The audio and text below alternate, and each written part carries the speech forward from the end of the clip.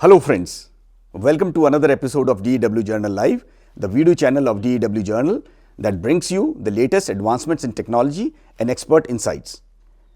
Today's short video explores innovation driving the net zero transition. My guest today, invited to discuss this topic, is Maurice Ventol, CEO Catalyst Technology at Johnson Matthey, a company with over 2 centuries of history and a presence in India for over 60 years. As a leader in sustainable technology, Johnson Matthey leverages its expertise to secure top positions in innovation-driven market by catalyzing the net zero transition. Its innovations empower the automotive, chemical and energy sectors in accelerating decarbonization and contribute to clean air worldwide.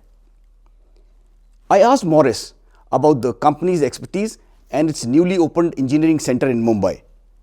Let's hear from Maurice on what sets Johnson Matthey apart as a world leader in sustainable technology solutions. Before we move ahead, I ask you to like and share this video and subscribe to DEW Journal Live by pressing the subscribe button and the bell icon below. Your support will help us gear up further and continuously bringing you more informative contents in future videos.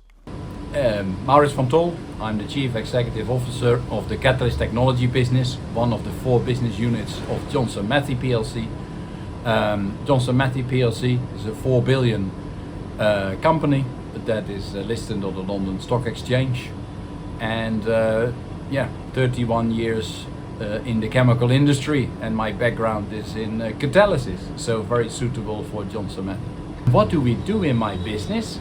So traditionally, customers come to Catalyst Technologies with raw materials like coal or natural gas or oil, and we help, and they want to produce methanol or hydrogen or ammonia or fuels or whatever, and we design the clever bit in between. So it is basically we design the plants that our customers would need to build, plus the catalysts that will help with the conversion of those raw materials into the products that our customers want.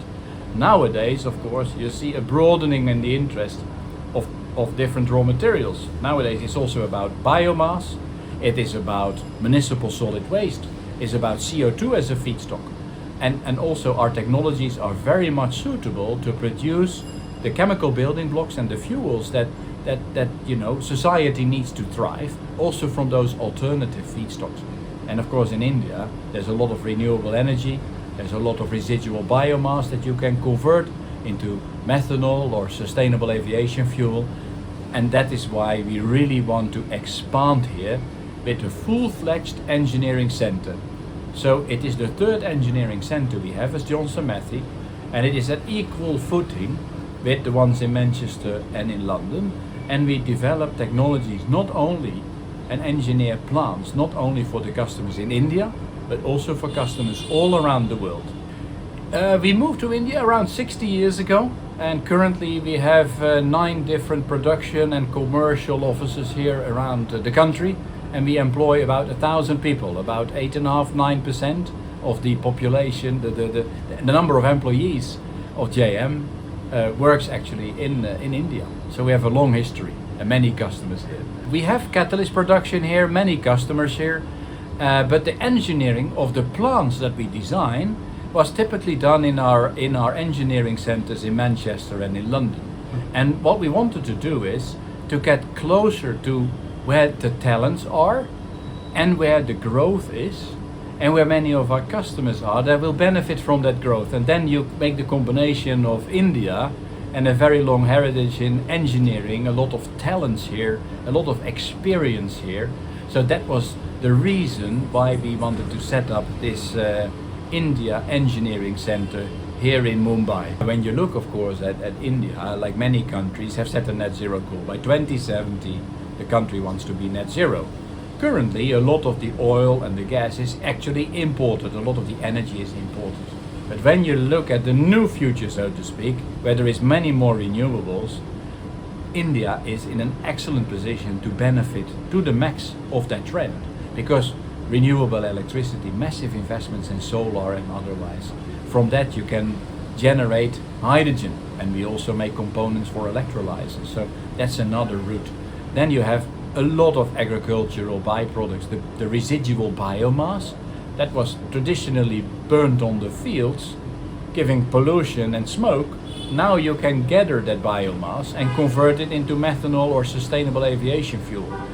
It's a double or triple whammy. You help the environment, you help the agricultural sector with additional revenues, you produce the chemicals and the fuels or non-fossil feedstocks, and you need to import less oil and gas.